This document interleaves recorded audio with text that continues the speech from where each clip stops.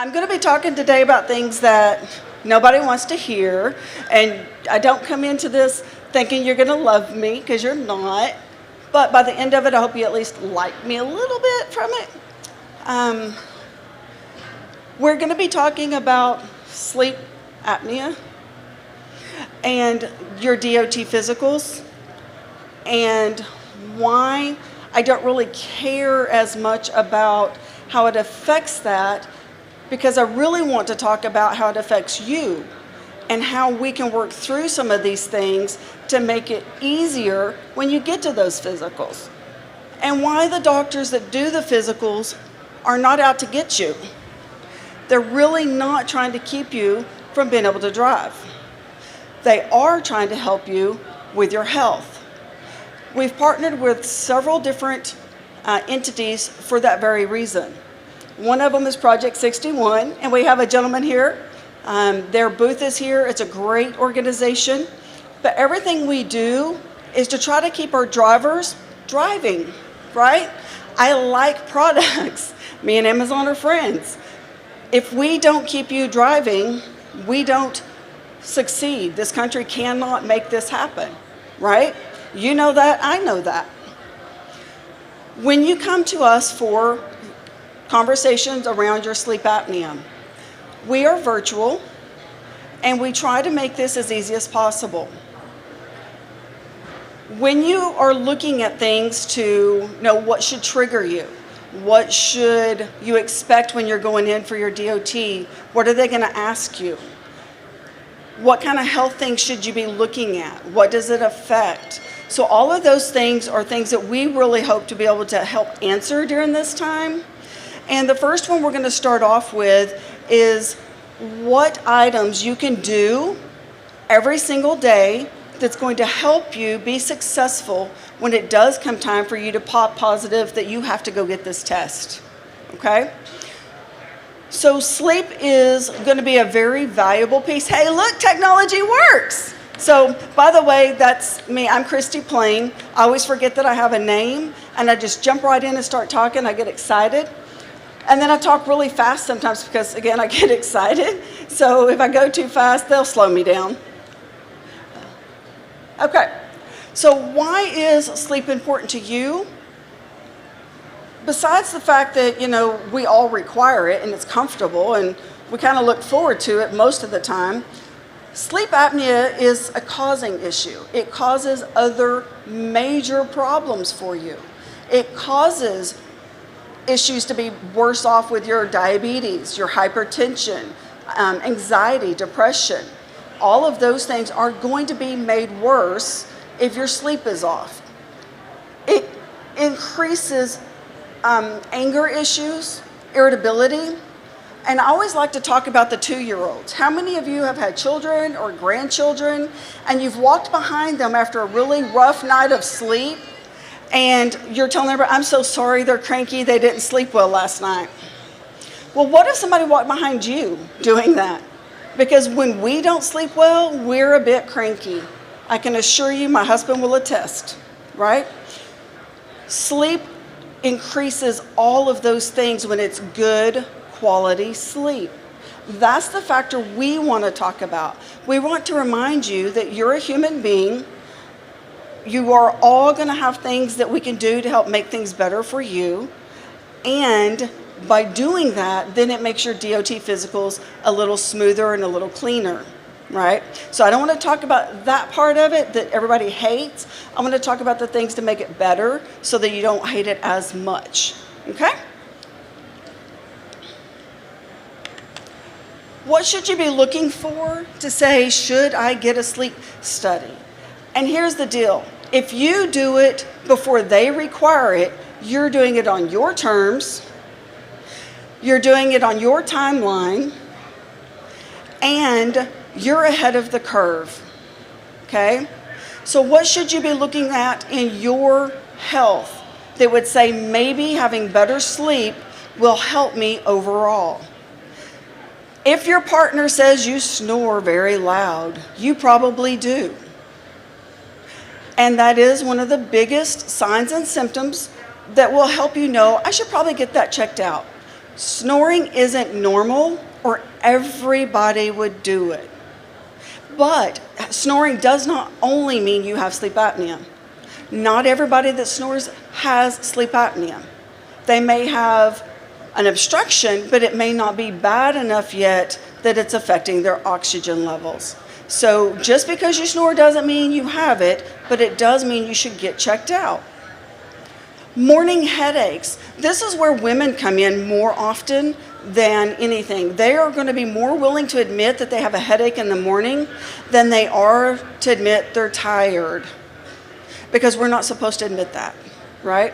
So morning headaches tend to be from lack of oxygen consistency throughout the night, and it's going to be a good factor to look at to say, yes, I should probably go ahead and get that checked out, okay? A messy bed. If your bed looks like you have fought somebody in it, you probably have fought for air throughout your sleep. Your body has a fight or flight. They're going to do something to try to make you breathe. You're going to kick, you're going to toss, you're going to turn, you're going to throw elbows, right? The spouses are usually telling you tried to beat them up in your sleep. You're trying to breathe. You just didn't realize that that's correlated. Waking from sleep to use the bathroom multiple times during the night. It's really fun running sleep labs, because the guys will come in and tell me, oh, you're going to have to let me up 2 or 3 times tonight. I got to know how to get up so I can go to the bathroom. I say, don't worry about it. All you got to do is, and I'm good, and we'll get you, okay? And then they sleep all night. And I go in, I get them the next morning, and they just don't understand. It's because they were breathing all night, and they were sleeping all night. They didn't need to go to the bathroom. It was really the reverse. The having to go to the bathroom all the time is because you're awake, not because it's what woke you up. So if you are being triggered to go to the bathroom quite often, it could be a side effect of the sleep apnea more so than you really needing to go to the bathroom. Okay? Inability or not wanting to sleep on your back. Sleep apnea is going to be the worst on your back. Most people, if it's positional, meaning you're just bad enough that on your back you're worse and on your side you're not. Sometimes we can treat you just for positional sleep apnea and keep you off your back. If you stop and think about it, everything goes south, right? So if you're laying down, all the weight is pushing on your airway. All the weight is pushing on your chest. That's where your obstructions are going to be more. It's going to be harder to sleep on your back if you have apnea. And those are the things that we can help work with, okay? Dry mouth, or your mouth feeling like it's stuck to itself in the mornings. A lot of times that's because you're mouth breathing to get oxygen, because you're not getting enough through your nose at night. Everybody really wants to focus on sleeping and breathing through your nose. If you're standing upright during the daytime and you're not able to comfortably breathe through your mouth, you're probably not doing it at night either. That's another sign to go ahead and get checked out, okay? All of these things that we're talking about for reasons to be checked out, they are for your health. They are not for your job. Your job just also gets to require it. It's one of the only diagnoses not protected in HIPAA, right? You have to tell your employer if you have apnea. You have to show that you're compliant with treatment. I get that. I've been married to Truckin for 33 years, and he's still alive, I promise. But I get to hear all of your stories, and I get that sometimes it feels like you're having something just forced on you that isn't fair, right? I get to go to work, and I don't have to tell them that I have sleep apnea, and you don't have that. But take the reins back, own it, make it your prerogative and your priority to take care of your health. Some of the other things you can do to help take care of your health. Your sleep is so important. So is your nutrition. Truck driving has a really hard time with having good nutrition while you're driving, right? There are so many things you can do now. I stop at the Love's truck stops quite often. And when we're looking in there, there are healthy choices to be made or unhealthy choices to be made. You know, sometimes you just want that burger, and that's all well and good. But try to grab some salads in there too. Use your opportunities wisely. When you're getting out, Walk around the truck several times. Get some blood flow going. Get some exercise in. Do a few jumping jacks. Don't just sit idle in the truck waiting for them to either load you or unload you or let you into the guard shack. Get up, do something, move your legs, move your arms, get that blood flow going. It becomes very vital. There are so many people that it becomes a very lonely in the truck, right? You don't have a lot of people. You're not supposed to be on your phones and talking. Make sure you have a good connection, that when you are stopped, you have somebody you can reach out, have a conversation with. We're humans. We need that touch. Us moms that work at home just with the kids, and the dads get upset and saying, wait, you're treating me like a 5-year-old? Well, I'm with 5-year-olds all day. It's what I'm used to, right? So with truckers, you're in silence. Break that silence. Have somebody to reach out to, talk to, conversate with. I mentioned Project 61. Go to project61.org. They have a wonderful app in there that gives you great suggestions for your increase of nutrition, getting exercise, people to talk to, people to connect with, so that you're building a buddy system, protecting each other with those things, right? Make sure that you utilize the things that are being given. What are some things that are going to trigger your DOT physical to require a sleep study? Now, I've told you why to do it for yourself. Here's some of the reasons why DOT will say, yep, tag, you're it, right? A BMI greater than 33. Now, let me remind you guys that are very muscular as well. Muscle weighs. And they don't care if you look like the most perfect specimen. If your BMI triggers a number, you're triggering a test. It is what it is, right? Being male can trigger a test faster than being a female. So if you have 2 or 3 of these components, if you're male over 40, your BMI is over 30, and your neck circumferences, meaning your actual neck measurement, not what your shirt size says, is more than 17, you've triggered a DOT CPAP requirement. You're going to go get a sleep study done. It's as simple as that. And I will tell you, some of them are even stricter. My son is 6'1". He's about 200 pounds, great muscles. You would never look at him and say, sleep apnea. He doesn't drive CDL. He's going to be driving a regular truck, just a regular truck. But their company goes through, everybody has a DOT, and guess who had to have a sleep study? Period. This gentleman was not letting it out. Didn't matter that he had none of those markers. Every one of his patients will have to have it. So then what? Now you want to figure out, what is my best process? How do I get this done, get it done fast, and not take over my life on this? Don't wait till the last minute. When you wait until the last minute, you're most likely not going to get it done in time to go and get your card.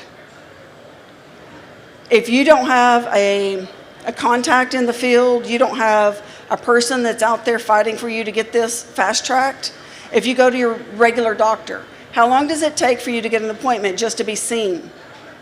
You must be seen to have it ordered. Once it's ordered, you have to ask for permission from your insurance company unless you're cash pay. They can take up to 15 days to say yes or no. Then you have to get scheduled to go get it done.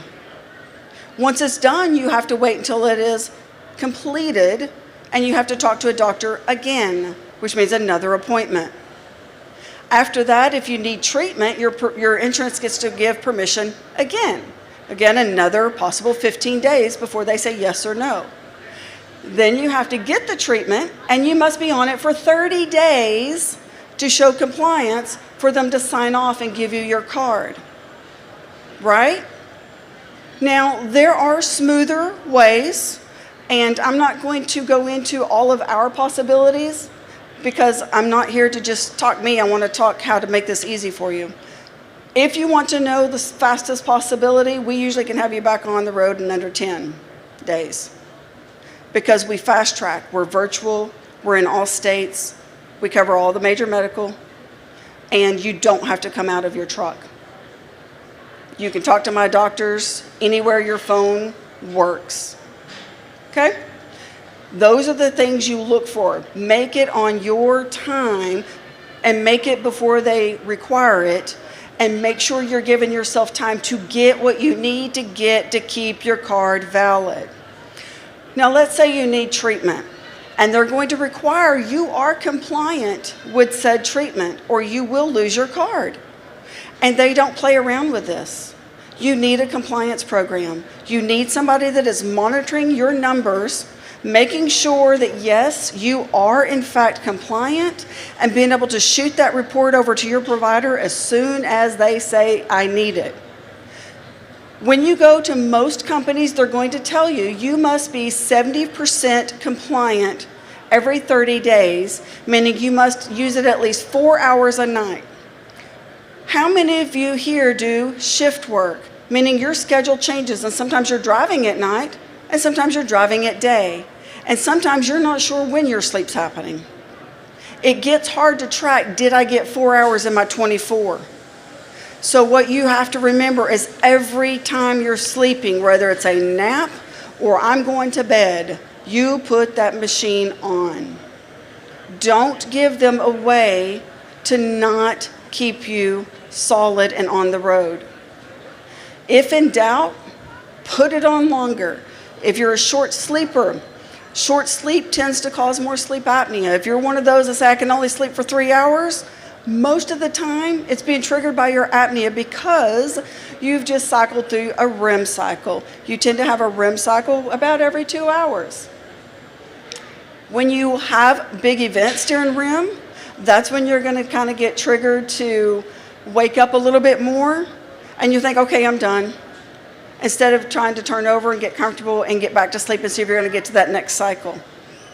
So those things do affect CPAP wearers, and you need to know that about yourself, and remember it's 4 hours every 24 hours.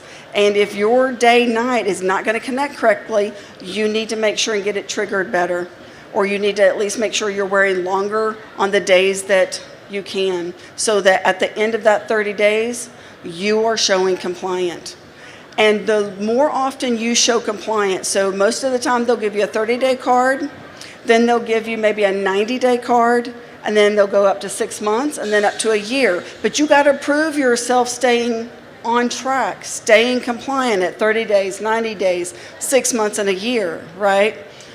If you're non-compliant, you don't go past go yet, and they will pull you off the road until you show compliant. This becomes very important, having somebody to reach out and say, hey, help me. I'm struggling. What are my tips? I can't seem to tolerate keeping it on my face, or I keep finding myself pulling it off at night, or the mask isn't comfortable, or I'm still mouth breathing. Be honest with the providers. Tell them what the problem is, because it's not the first time we've heard it. Let us help you with that problem. Let us solve that problem with you so that you keep doing what you love, because you're not driving if you hate it. It's a passion, right? I know I've been married to her for 33 years. You guys are passionate about what you do, and we want to help keep you doing it, okay? So one of the things that Project 61 works on, and like I said, I am not Project 61, but I love what they do. And so I talk about what they do. They are adamant that they want to keep you guys going. The average lifespan for a truck driver is 61. That's what the number is for. We can do better than that. And we have to, because these younger ones coming in need you guys to mentor them. Y'all have it down. You know what you're doing. You've been here. You've done this. They need you still. Okay? Some of the things that they help focus on with 61 is your health risk assessment, looking at what's going on with you, talking to you seriously one-on-one about it, being able to do clinical evaluations, looking at your biometric data, home sleep testing. We can ship to anyone, anywhere. and we do it quickly. I'm actually doing screenings here. If you're running really late because you waited till the last minute, come meet me at the booth. I'll get you taken care of. We'll get you out the door. Nutrition and weight management. Again, that nutrition is very, very important. I love me a good burger once in a while too, and if we do it every single day, it becomes our issue. Smoking cessation. I know y'all just love me for that one, right? You gotta quit. It's not gonna help. And if you can't quit, then you need to offset it. You know, what else can I do for my health to make me get through this, right? Your fitness, right? The exercise we talked about, being able to get up, get out, move around. You have to inspect your vehicle anyway every time, right? You got to look at all the pretty little lights and make sure they're working, look at the tires, make sure they're right. Walk the track multiple times, get that exercise in. Count those steps. Meet up with people at different stop signs and go walk the whole parking lot. Be safe, of course, but get those steps in. Stress management, parking spaces.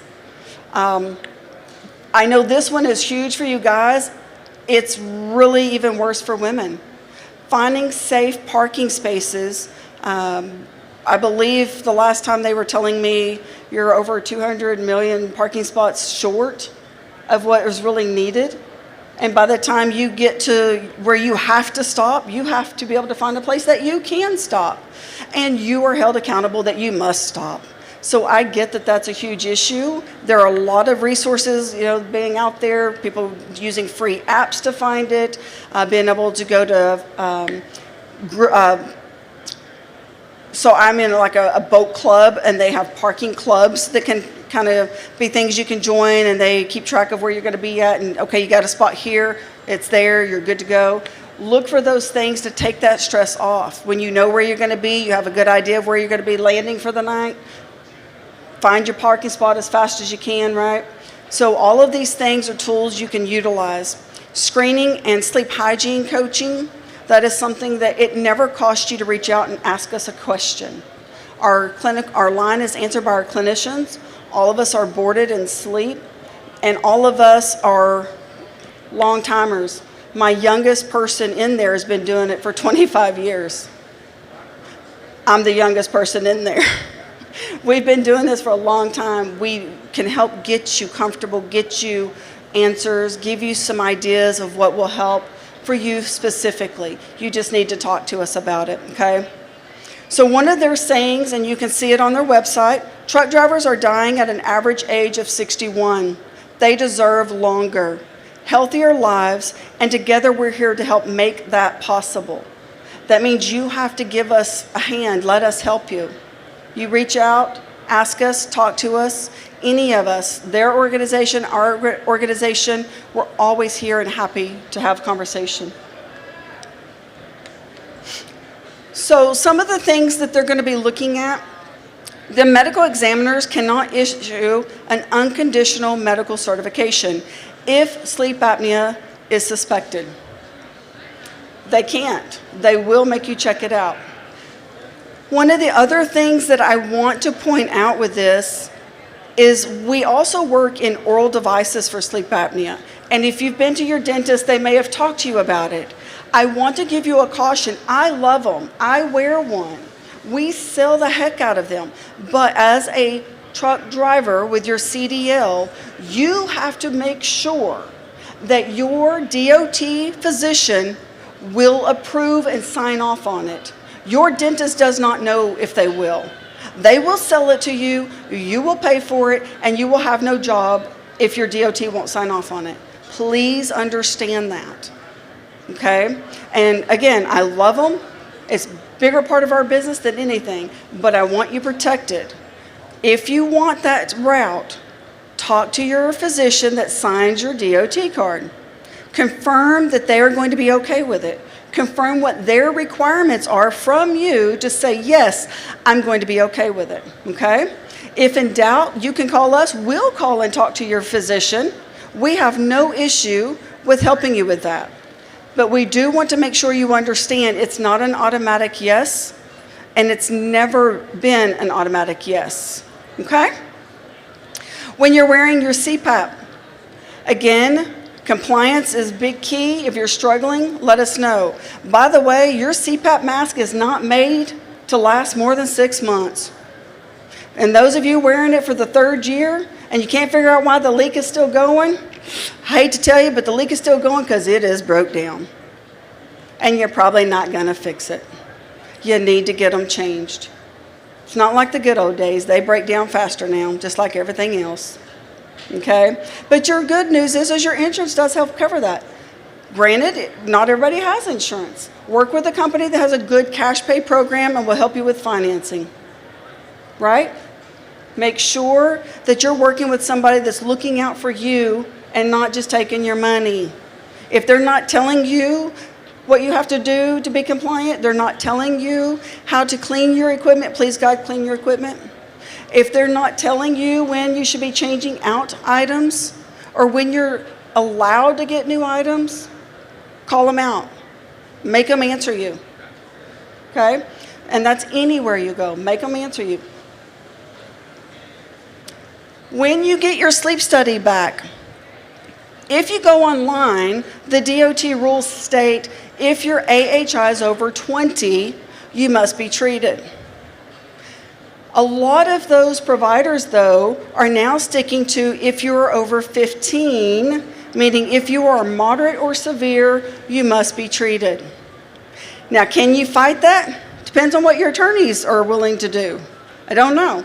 But your DOT is the one signing your DOT card, right? So you can fight them, but they're probably not going to sign that card until they're ready to sign that card. So if you're over 15, you're most likely getting that treatment. AHI is apnea, hypopnea index, a bunch of words for saying your breathing disorder. How many times are you struggling with your breath per hour? So if you're at 20 events per hour, that means for 10 seconds an event, 20 times in the hour, your oxygen level struggled and your breathing struggled. Unfortunately, they don't tend to tell you what sleep apnea is. It's a breathing disorder in your sleep. And that's why I say you're a human, you're a patient, well before you're a DOT person. It's you that needs to be taken care of, right? The DOT is a side effect of doing that. Conditional certifications, we've talked a little bit about this. And most of you, if you have struggled with apnea, you already kind of know there's conditions around it. Diabetics have some conditions around it, right? Hypertension. So anyone that is dealing with a conditional idea, you know that you're probably going to have to see your doctor a little more often than others. But remember, apnea is not a protected one. You will have to disclose it. If you go from one company to the next, it's still going to get disclosed. If you're out doc shopping to try to keep from having to get your DOT exam stating that you must get a CPAP or a sleep apnea testing, it's getting harder and harder to find them that will not just push you through. They're getting really strict on it more and more. 10 years ago, it wasn't as big of a deal. Today, if you're getting your inspection, you're probably going to be getting the sleep study if you meet any of those guidelines we talked about.